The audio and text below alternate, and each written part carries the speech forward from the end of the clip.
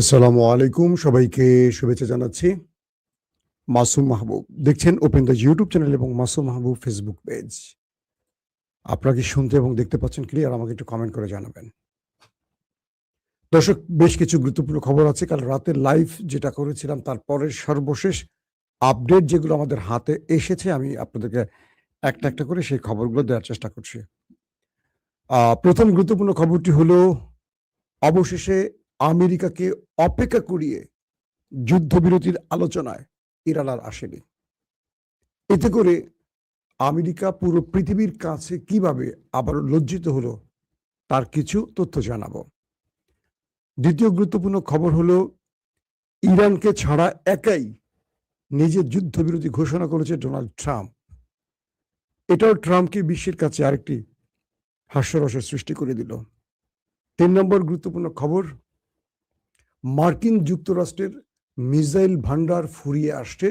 এই খোদ সংবাদটি আমেরিকার গণমাধ্যমে প্রকাশ করেছে। এছাড়া আরো বেশ কিছু খবর আছে, আমি আপনাদের একটা একটা করে জানাবো। অদূত মোল্লা কলকাতার পশ্চিমবঙ্গ থেকে, ভাই ভালো আছেন তো না? লালমনির থেকে কে বল? আজিজুল ইসলাম। কি লালমনির হাট নাকি লালমনির? শব্দটা বুঝলাম না।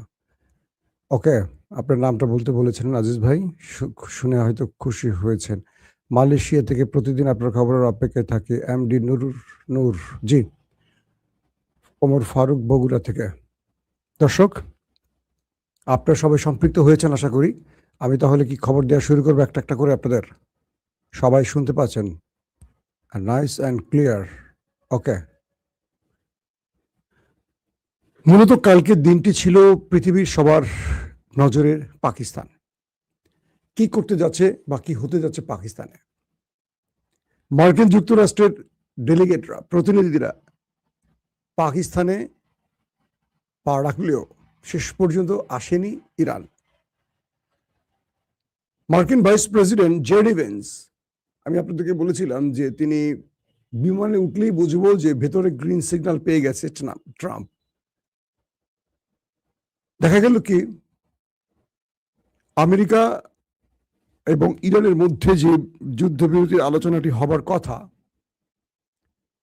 সেই আয়োজনটি পাকিস্তান ব্যাপক নিরাপত্তার মাধ্যমে করেছে। পুরো পাকিস্তানের শহরগুলো, গুরুত্বপূর্ণ শহরগুলোকে নিরাপত্তার চাদরে ঢেকে ফেলা হয়েছে প্রথমবারের মতো।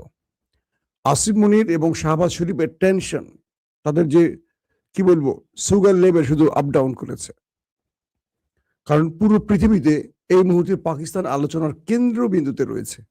পাকিস্তান এখান থেকে একটা বড় সাফল্য নিতে চাচ্ছে, যে কোনোভাবে একটা যুদ্ধবিরতি ঘটিয়ে বিশ্বের বুকে পাকিস্তানের অবস্থানকে আরো দৃঢ় করতে চাইছে। আসিফ মনি তার সর্বোচ্চটা ট্রাই করছে, শাহবাজ শরীফ তার সর্বোচ্চটা ট্রাই করছে, কিন্তু যাদের মাধ্যমে মানে বর কনে না আসলে তো আর বিয়ে হবে না। তো বর এসে বসে আছে অথবা কনে এসে বসে আছে, কিন্তু বর আসেনি। এখন কোনটা বর কোনটা কন আপনারা নির্ধারণ করবে। ইরান সফট জানিয়ে দিয়েছে, যতক্ষণ হরমুজ প্রণালীর সামনে থেকে নৌ অবরোধ আমেরিকা না তুলবে, ততক্ষণ ইরান আমেরিকার সাথে কোনো আলোচনায় বসবে না। তো এই পরিস্থিতির মধ্যে চরম চাপে পড়ে গেছে মার্কিন যুক্তরাষ্ট্র। ট্রাম্প কোনোভাবেই এখান থেকে সরতে চাইছেন না, কারণ এখান থেকে যদি ইরানের চাপে তিনি সরে যান, তাহলে তার পরাজয় নিশ্চিত হয়ে যায়। আবার তিনি যদি হরমুজের সামনে অবরোধ করে বসে থাকেন, তাহলে ইরান এই আলোচনায় বসবে না। এতে করে যুদ্ধবিরতি লঙ্ঘিত হবে, আবার একটা যুদ্ধ তৈরি হবে। এখানেও নতুন করে চাপে পড়ে যান ডোনাল্ড ট্রাম্প। ট্রাম্পের সামনে দুটি বিপদ। চলে যাওয়া মানে হলো ইরানের কাছে লজ্জাজনক পরাজয়, থেকে যাওয়া মানে হলো হরমুজ প্রণালী ক্লোজ, যেটি আসলে আমেরিকা চায় না।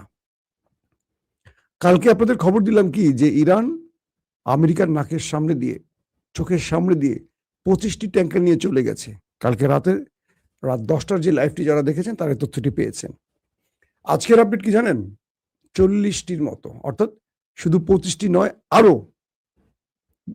আরো কার্গো জাহাজ এখান থেকে গিয়েছে, যার সর্বমোট সংখ্যা বলছে 40-এর উপরে ইরানি কার্গো জাহাজ আমেরিকার নাকের ডগা দিয়ে হরমুজ প্রণালী ত্যাগ করে বিভিন্ন জায়গায় চলে গেছে।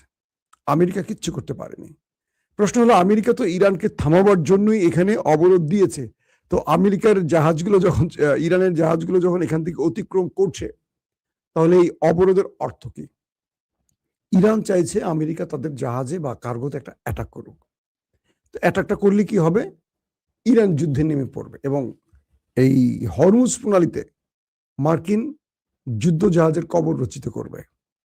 এটা কিন্তু আমেরিকা বুঝে গেছে, যে কারণে আমেরিকান নেভি ইরানের উপর বা ইরানের কার্গোতে আর হামলা করার সাহস করছে না। প্রথম একটাতে করার সঙ্গে সঙ্গে ইরান ড্রোন অ্যাটাক করে যেই খেলাটা দেখালো, এটার জন্য আমেরিকা একটু ভয় পেয়ে গেছে।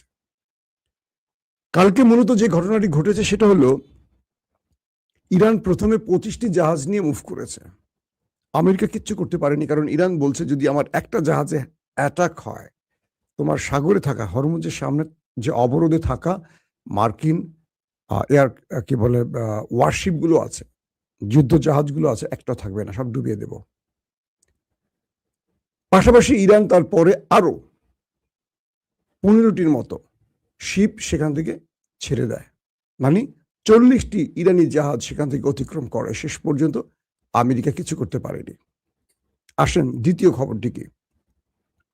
দ্বিতীয় গুরুত্বপূর্ণ খবরটি হলো, পাকিস্তান সারাদিন অপেক্ষা ছিল ইরান এবং আমেরিকার মধ্যে যুদ্ধবিরতির আলোচনা হবে।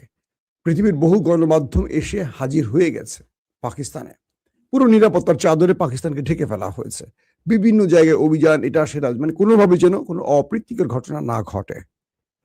শেষ পর্যন্ত আমেরিকা আসলেও ইরান আর আসেনি। জে ডিফেন্সের বিমানটি আমেরিকা থেকে ফ্লাই করে। পৃথিবীর সকল গণমাধ্যমগুলো ব্রেকিং নিউজ দেওয়া শুরু করে যে জে ডিফেন্স পাকিস্তানে আসছেন। তার মানে ইরানের সাথে গোপনে আমেরিকার আলোচনা হয়ে গেছে। যুদ্ধবিরতির আলোচনাটি তাহলে পাকিস্তানে হতে যাচ্ছে। পাকিস্তানের মধ্যে পুরো রেড অ্যালার্ট জারি করা হয়ে গেছে। প্রত্যেকটি সেক্টর সর্বোচ্চ নিরাপত্তার মধ্যে দাঁড়িয়ে গেছে। নিরাপত্তা বাহিনী, রেঞ্জার্স, এফসি, সেনাবাহিনী, পুলিশ, এভরিথিং, সবাই প্রস্তুত। আসছে মার্কিন ভাইস প্রেসিডেন্ট জে ডিফেন্স। তারপরও খেয়াল করা গেল ইরানের কোনো আওয়াজ এলো না। কথা ছিল তিনি ইউরোপ থেকে, জে ডিফেন্স ইউরোপ সফরে যাবেন, সেখান থেকে ইরানে আসবেন ইউরোপ হয়ে। শেষ পর্যন্ত জে ডিফেন্সের বিমানটি একটু চক্কর দিয়ে আকাশে আবার আমেরিকায় নেমে গেল। পুরো পৃথিবীর গণমাধ্যমগুলো চুপসে গেল। তার মানে বোঝা গেল ইরানকে কোনোভাবেই ম্যানেজ করতে পারেনি আমেরিকা। এখন কি করবে ডোনাল্ড ট্রাম্প? ডোনাল্ড ট্রাম্প পড়ে গেছেন এক বিশাল লজ্জায়, যে আমি যুদ্ধবিরতির জন্য পাকিস্তানে গিয়ে বসে আছি, কিন্তু অপর প্রান্ত থেকে যাদের আসার কথা তারা আমাকে পাত্তাই দিচ্ছে না, আমাকে গোনাই ধরছে না। আমেরিকার গণমাধ্যমগুলো বলছে এই যুদ্ধের আগে যে আমেরিকাকে পৃথিবীর প্রতিটি দেশ জমের মতো ভয় করত, আমেরিকা এক ইশারায় পুরো পৃথিবীকে চালাতো, সেই আমেরিকাকে এখন ইরান চালাচ্ছে। এই যুদ্ধ ইরানকে কি দিয়েছে আর আমেরিকাকে কি দিয়েছে আশা করি বুঝতে পেরেছে। নাম্বার 3 নম্বর বিষয়টি হলো কি, যে ডোনাল্ড ট্রাম্প যখন বুঝলেন যে ইরান আসবে না বা ইরান তার শর্ত না মানলে কখনোই আসবে না, এটা বুঝে গেলেন, তিনি কয়েক দফা হুমকি ধুমকি দিলেন, এটা করবেন, ওটা করবেন, এটা করবেন, ওটা করবেন, বারবারই বলছেন। তিনি প্রতিদিন অজস্র ট্রুথ সোশ্যালে পোস্ট করছেন হুমকি ধুমকি দিয়ে। ইরান বলছে, মিস্টার প্রেসিডেন্ট ট্রাম্প, তোমার যা খুশি করো, তুমি যা করবা প্রতি উত্তরে আমিও করব, কিন্তু আওয়াজ দেয়া বন্ধ করো। ইরান পাকিস্তানকে বলছে, ট্রাম্পকে আওয়াজ দিতে নিষেধ করো, যদি কিছু করার থাকে করতে বল। আমাদের দুটো শর্ত, আগে অবরোধ প্রত্যাহার করতে হবে, আমেরিকাকে আগে আমার হরমুজের সামনের দিকে সরে যেতে হবে। 2 নম্বর, আমি যে শর্তগুলো দিয়েছি সেই শর্তগুলো মানতে হবে। এই ভিত্তিতেই আমাদের আলোচনা হবে। যদি এইগুলো পূর্বেই না মানে, আমরা কষ্ট করে আর দ্বিতীয়বার পাকিস্তানে যাব না। আরেকটি অনুরোধ করে পাকিস্তান, যেন ট্রাম্প আওয়াজ বন্ধ করে। ট্রাম্প ভয়ঙ্কর পরিমাণ আওয়াজ করে এবং তিনি বারবারই ইরানকে ধ্বংসের যে হুমকি দিচ্ছে, এটা বন্ধ করতে হবে ট্রাম্পকে। মিস্টার আসিম মনির ট্রাম্পকে বলেন যে আপনাকে একটু কথা কম বলতে হবে মিস্টার প্রেসিডেন্ট, কারণ যতবারই আমরা যুদ্ধবিরতির একদম চূড়ান্ত লগ্নে পৌঁছই, আপনার কথা সকল পরিকল্পনাকে, সকল শান্তি চুক্তিকে বিঘ্নিত করে, ধ্বংস করে দেয়। আসিম মনির ট্রাম্পকে বলছি, একটু কথা কম বলতে হবে আপনাকে যদি আপনি যুদ্ধবিরতি চান। এখন বিষয়টি তৈরি হয়েছে কি, ট্রাম্প যখন দেখলেন যে মার্কিন কি বলে ইরান পাকিস্তানে আসেনি, জেডি ভেন্সকে তিনি তলব করে আবার নামিয়ে নিয়ে আসলেন আকাশ থেকে, যে তোমাকে আর যাওয়া লাগবে না। সে কিন্তু উপরে উঠে গেছে, তার বিমান ঘুরতেছে, আবার নামিয়ে নিয়ে আসা হলো। জ্যারেড কুস্টার টুস্টার এদেরকেও ফেরত আনা হবে এরকম শোনা গেছে, বা এসছে এরকম শোনা গেছে। আজকে নতুন করে আবারও আলোচনার একটা ক্ষেত্র তৈরি হচ্ছে। আজকে আলোচনা হতে পারে, এখন আলোচনাটা তখনই হবে যখন আমেরিকা হরমুজ থেকে সরে যাবে। তো পাকিস্তান চেষ্টা করছে যেন আজকে বা কালকে বা এই 2 দিনের মধ্যে এই যুদ্ধবিরতিটা আবারও আলোচনা এনে সমাধান করা যেতে পারে। তো ট্রাম্প যখন দেখলেন ইরান আসেনি বা ইরান আসবে না, তো তার তো এখন ফেস সেভিং লাগবে। লজ্জা পেয়ে গেছেন না যে তিনি মানে বর নিয়ে চলে গেছেন বিয়ে করাইতে, ক্ষণে ওই মজলিসে আসেই নাই। বর সাজুগাজু করে গেছে, একদম সুন্দর আতর মেখে টেকে গেছে, নতুন পোশাক টোশাক পরে গেছে। এখন খাবার দেওয়া হচ্ছে না, কোনেই নাই। তো কি করবে? না খেয়ে এত দূর পথ, পৃথিবীর এক প্রান্ত থেকে পাকিস্তান আরেক প্রান্তে, আমেরিকা উড়ে এসে আবার শু করে চলে গেছে না খেয়ে। কেউ বিয়ে যেহেতু হয়নি, জামাই আদর তার পাবে না। তো এই অবস্থা হয়েছে। এখন মিস্টার ট্রাম্প কি করলেন? পাকিস্তানকে বললেন, পাকিস্তানের তাবেদার প্রধানমন্ত্রী শাহবাজ শরীফকে বললেন, তুমি আমার কাছে একটা যুদ্ধবিরতির আবেদন করো। মানে হাসবো না কাঁদবো? যখন ইরানের কাছে ধরা খেয়ে গেল, পাকিস্তানকে বলছে, তুমি আমার কাছে ইরানের হয়ে একটা যুদ্ধবিরতির আবেদন করো। মানে ইরান আসতে পারে নাই, এজন্য তার একটা যুদ্ধবিরতির আবেদন চেয়েছে মিস্টার প্রেসিডেন্ট ডোনাল্ড ট্রাম্পের কাছে। পাকিস্তানের শাহবাজ শরীফ একটা টুইট করে আর ট্রাম্পের কাছে আবেদন করে, মানে এরকম বিষয়টা যে তুই এসে আমার তোর মাপ চা, আমি তোর মাপ করে দিব, তো তুই এসে আমার পিঠটা একটু চুলকায় দে, তাহলে তোর আমি একটু আদর করে দিব। তো ট্রাম্প যখন দেখলো ইরান তাকে পাত্তা দিচ্ছে না, তখন পাকিস্তানকে বলছে, তুমি আমার একটা যুদ্ধবিরতি চাও, আমি একটা যুদ্ধবিরতি ঘটাতে চাই, কারণ যুদ্ধবিরতির টাইম শেষ হয়ে যাচ্ছে আজকালকের মধ্যে। তো ইরান তো আবার হামলা শুরু করবে, এদিকে হরমুজে আমার সমস্ত যুদ্ধ জাহাজগুলো একটা তো থাকবে না, সব তো ডুবাই দিবে। তো শাহবাজ শরীফ তো বাংলাদেশ পাকিস্তান, এটা তো আমেরিকার চাকর, বোঝেন না আপনারা? বাংলাদেশ পাকিস্তান এটা হলো আমেরিকার চাকর, আমেরিকা যা বলে তারা তাই করে।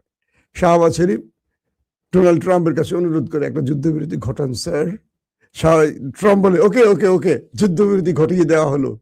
তার মানে ট্রাম্প একাই যুদ্ধবিরতির ঘোষণা দিয়েছে, বুঝছেন আপনারা? নতুন করে আবারও ট্রাম্প নিজে একাই, ইরান আসেও না, ইরান যায়ও না, ইরান কিচ্ছু করে নাই, ওকে যুদ্ধবিরতি। তো ডোনাল্ড ট্রাম্প এই মুহূর্তে আমেরিকার ইতিহাসে সবচেয়ে চাপে পড়া প্রেসিডেন্ট। তার গণমাধ্যমগুলো বলছে কি ট্রাম্পের, যে ইরান যুদ্ধে প্যাট্রিয়টের প্রায় অর্ধেক মিসাইল শেষ হয়ে গেছে, থার্ড সিস্টেমের অর্ধেক মিসাইল সিস্টেম শেষ হয়ে গেছে।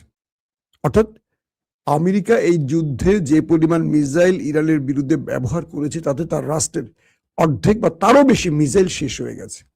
এখন আমেরিকা যদি এই যুদ্ধে আবারও জড়ায় এবং এই যুদ্ধটা একটু লম্বা হয়, ইরান তো লম্বা করবে, ইরানের প্ল্যান হলো এই যুদ্ধটা লম্বা করে আমেরিকাকে দুর্বল করে ফেলবে, আমেরিকার পরাশক্তি থাকবে না, বিকল্প হিসেবে চীন রাশিয়া দাঁড়িয়ে যাবে।